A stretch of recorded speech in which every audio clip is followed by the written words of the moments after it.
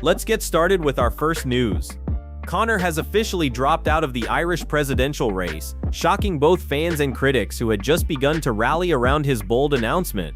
Only a week ago, he declared that he was running for president, making headlines across Ireland and beyond. That announcement brought a surge of energy, with millions of people suddenly imagining the possibility of one of the most recognizable fighters in the world stepping into the political arena. The news became even bigger when Elon Musk publicly voiced his support, saying he admired Conor's courage to challenge the system. For many, it felt like the beginning of something historic. But last night, Conor made a very different announcement. In a statement, he explained that while he was honored by the support, he realized the system is stacked against outsiders who aren't approved by the establishment. He said that the political structure in Ireland heavily favors traditional candidates who already have deep connections to political parties and government networks. For someone like Conor, who represents an entirely different kind of energy and influence, the road was always going to be extremely difficult.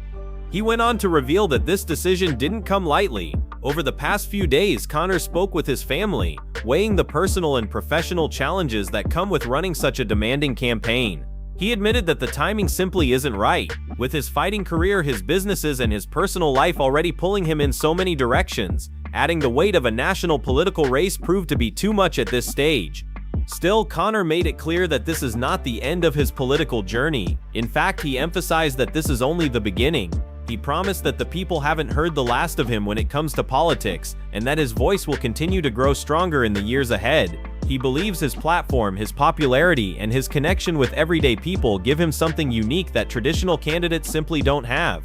So while his first attempt at entering the Irish presidential race has come to an end, Conor isn't walking away for good. Instead, he's positioning himself for the future, determined to fight another day. His supporters remain hopeful, believing that when the timing is finally right, Conor will return to the political stage with even more energy, more experience, and an even stronger chance of shaking up the entire system. Before moving to the next news, we have one quick request for you. We're constantly working on improving our content to earn your love and support. That's why we'd truly appreciate it if you could take just a moment to leave a like on this video, subscribe to the channel, and hit the bell icon so you never miss an update. Move on to another news. Justin Gaethje and Michael Chandler may have finally squashed their long-standing beef, and fans are stunned to see the sudden shift. These two warriors went to war inside the octagon back in 2021, delivering one of the most brutal, unforgettable fights in UFC history. That night, Gaethje walked away with the victory by unanimous decision, and it instantly became a Fight of the Year contender. But while the fight ended in the cage, the tension between them did not. For years after their clash, Gaethje continued to take shots at Chandler in interviews. He didn't hold back, calling him a serial cheater, a man who always looked for shortcuts rather than earning everything the hard way. Those comments only fueled speculation that there was real hatred between the two. Every time Gaethje spoke about Chandler, he made it clear he didn't respect the way he carried himself, and the animosity seemed to grow stronger with time. That's why what happened this week shocked so many fans. Out of nowhere, Gaethje posted a picture of himself and Chandler on a golf course, standing side by side, smiling like old friends. The image spread quickly, with people asking if they had actually buried the hatchet. Then, to add even more fuel to the story, Press Golf Unlimited shared another photo to their Instagram story. It showed Gaethje and Chandler again, this time both grinning while looking down at their phones, clearly enjoying themselves. The sight of these two men together, laughing and relaxed, was something no one expected.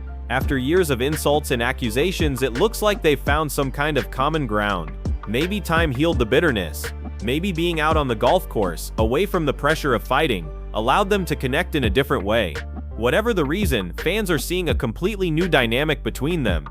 For Gaethje and Chandler, this moment might symbolize more than just a friendly game of golf. It could mark the end of one of the most heated personal rivalries in recent memory. Both men have built reputations as warriors, guys who fight with heart and refuse to back down. But outside of the cage, perhaps they've realized there's room for respect.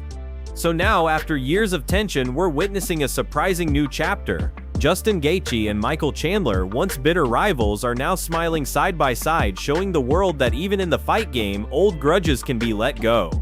Move on to another news.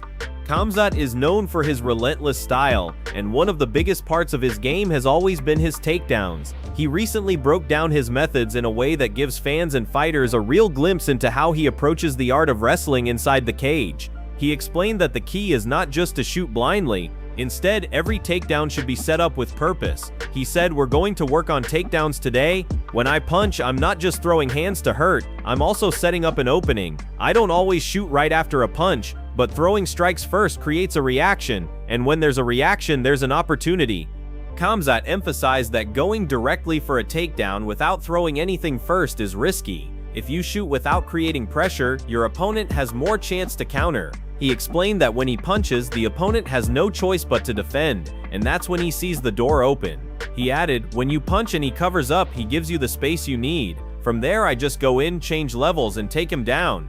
He also broke down the importance of hand placement. He showed how many fighters make mistakes by reaching too far with their arms or putting their hands in the wrong position.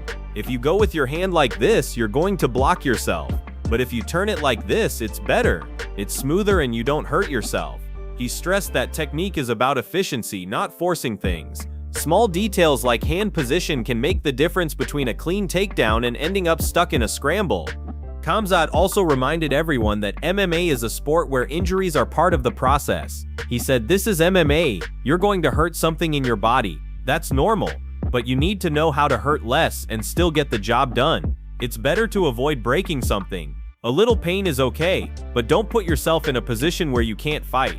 His philosophy is about balance. He accepts the grind, but he also wants to maximize performance while minimizing unnecessary damage. Another key point he made was about timing. He doesn't just shoot because he feels like it. He waits for the moment when the opponent reacts to his punches. That reaction is what makes his takedowns so successful. He disguises his level changes inside striking combinations, so by the time his opponent realizes what's happening, it's already too late. The punch creates distraction, the level change creates opportunity, and his explosiveness seals the deal. For Khamzat, takedowns are not just wrestling moves, they're a weapon that ties perfectly into his aggressive fighting style. He's not just trying to take you down, he's trying to break your rhythm, take away your confidence, and keep you under constant pressure. That's why his methods work so effectively. He mixes strikes with setups, controls the details with his hands, and times his shots with absolute precision, making his takedowns one of the most dangerous tools in all of MMA. Move on to another news. Conor has made it clear once again that he will return, and this time he says it's happening at the historic UFC White House card. In a recent interview with TMZ, Conor couldn't hold back his excitement, declaring, "I'm ecstatic. The Mac is back, and what better event to grace than the White House lawn for a straightener? That's what I do best." His words carried the trademark confidence and swagger that fans have come to expect, but there was also a sense of genuine passion behind his promise. He spoke about being very eager, very motivated, and absolutely ready to put on a show. For Conor, this card is more than just another fight night. It's something special. He made sure to remind everyone that this is his event, his moment to shine. He said, "That's my event. That's my event for sure." His tone left no doubt that he sees the White House card as an opportunity to make history, not just for himself but for the sport of MMA. The idea of Conor stepping back into the octagon on one of the most unique stages in UFC history is already sending shockwaves across the fight world. He also expressed happiness that the card is set for June, and in his own way, he joked about wanting it to come even sooner. "I'm very happy that it's June. It was on July, now it's a month earlier. Even better. Bring it to April, why not? Let's celebrate the birthday early." For Conor, celebrations don't need to stick to the calendar. He explained how he often marks his birthday months in advance, hinting that the fight itself will be one giant celebration of his return. The determination in his voice made one thing absolutely certain: Conor will fight on that card. No doubts, no hesitation. He doubled down, saying, "That's definitely, I'm fighting at the White House for sure." The repetition of that phrase showed just how locked in he is mentally. For a man who has been through injuries, setbacks, and speculation about whether he'd ever return, this was a powerful statement of intent. The White House card itself is already shaping up to be one of the most unique and unprecedented events in UFC history. Adding Conor to the lineup takes it to an entirely different level. Whether you love him or hate him, nobody can deny the star power he brings to every card he touches. His presence transforms events into spectacles, and this time he's promising nothing less. As always, Conor's confidence is overflowing. He knows the spotlight is waiting, and he's embracing it with open arms. "Bring it on, baby," he shouted with a grin, reminding the fight world that no matter how much time has passed, the fire inside him hasn't faded. For him, this is about more than just another fight. It's about reclaiming the stage, proving once again why he's one of the most iconic figures the UFC has ever seen. And when the White House card arrives, he's ready to show the world that the Mac is back. Move on to another news. Nate Diaz has never been shy about calling people out, but his latest move has stirred up more laughter than support. Last night, Nate went on X and dropped a short but bold message aimed directly at boxing superstar Terence Crawford. He simply wrote, "Crawford next," followed by a bullseye emoji, clearly signaling that he wanted to step into the ring with one of the best pound-for-pound fighters in the world.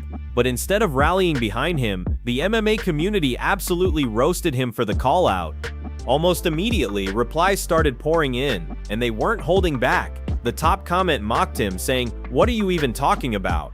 Another fan dropped the classic meme photo of DC with a confused expression, making it clear that the idea of Nate fighting Crawford just didn't make sense. The flood of comments kept coming, and most of them were brutal. One user reminded him, "You couldn't even beat Jake Paul, brother." That one cut deep, as Nate's loss to Jake is still fresh in the minds of fight fans.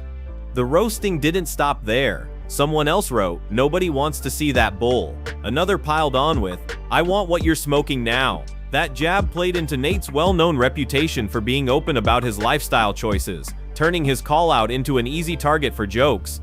Then came another brutal reply, "Nate, are you mixing in your joints?" Fans weren't just dismissing the matchup, they were openly clowning him, acting like the idea was so far-fetched it had to be a joke. One of the harshest replies compared Nate's boxing to high school level sparring, saying, "Dog, your boxing is like grade 7 high school boxing after a keg party." That kind of comment summed up the overall reaction. People weren't taking Nate seriously at all. Instead of creating hype for a crossover showdown, his call-out turned into a meme fest across social media. The fight community knows Nate has a legendary chin, a relentless fighting spirit, and an iron will. But when it comes to boxing, many believe he's out of his depth, especially against someone like Crawford. Terence is not just a boxer, he's an elite, world-class talent who has dominated everyone in his path.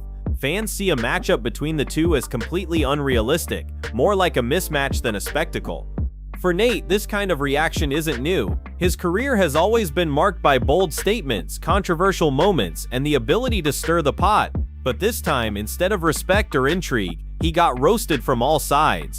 The MMA community made it clear that they weren't buying the idea of him stepping into the ring with Terence Crawford.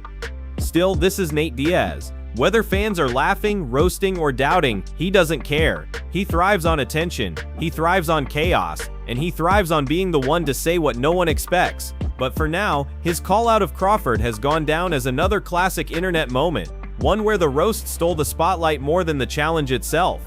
Move on to another news. The UFC Vancouver main event might now be in serious jeopardy. Reports are swirling that either RDR or Anthony Hernandez has been injured, leaving the card's headline fight hanging by a thread. The rumors started when Paulo Costa took to X and dropped a bombshell. He said, "After Shara pulled out, I got some news. Somebody's hurt in the main event. So the UFC called me to fight a top 5 in a few weeks for 5 rounds. To be fair, I proposed 3 rounds due to short time. And guess what? He said no for 3 rounds. What the heck, cowards? My vintage version is back and people are scared." Costa's post immediately set the MMA community on fire. Fans began speculating who exactly was injured and who the UFC was hoping to slot him against. Given the rankings, it didn't take long for people to zero in on Hernandez or RDR. Since Costa specifically mentioned being offered a top 5 opponent, many believe that RDR, currently ranked number 4 in the middleweight division, was the name brought to the table. Hernandez, who sits just outside the top 5 at number 6, is also a prime suspect, making it unclear which fighter is officially sidelined.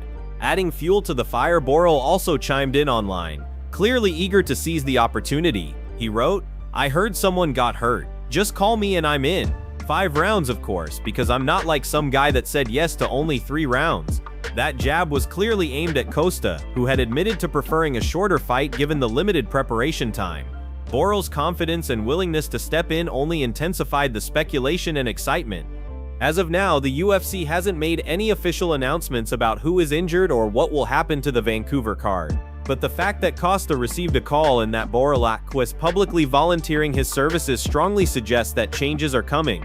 Main events are the backbone of any UFC card, and if one of these fighters is truly out, the organization will need to act fast to salvage the night. For fans, this is a mix of nerves and anticipation. On one hand, losing a main event is always disappointing. On the other hand, the possibility of Costa stepping in, especially against someone in the top 5, brings a whole new layer of intrigue. The middleweight division is stacked right now, and any shakeup could have big implications for the title picture. So as the dust settles, all eyes remain on RDR, Hernandez, Costa, and Borralho. The Vancouver main event may be in jeopardy, but it could also turn into something even more explosive depending on how the UFC handles this twist.